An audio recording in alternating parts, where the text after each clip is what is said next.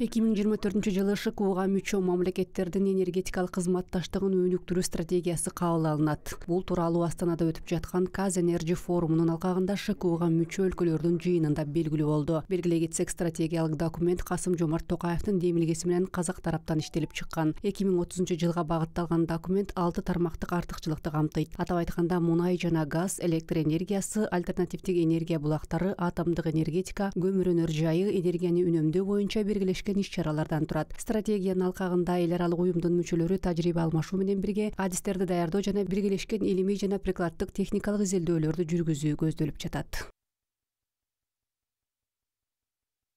Уверены, что данный подход Мындай ыкма пайда болуп жаткан энергетикалык көйгөйлөрдү натыйжалуу чечүүгө жана бул багыттагы кызматташтыкты уюштурууну заманбап чакырыктарга ылайыкташтырууга мүмкүндүк берет деп ишенем. 2024-жылдын колжа айында Борбор калаада өтө турган Шанхай кызматташтык уюмуна мүчө мамлекеттердин башчыларынын саммитинин алкагында бардык кызыкчылыктарды эске алган биргелешкен стратегиялык документке кол коюу боюнча макулдашууга жетишебиз деп ишенем.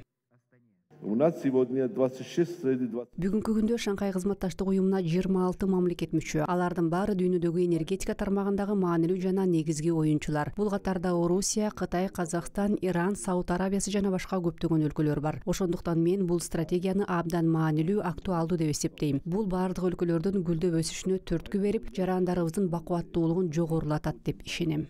Актуально и во времени.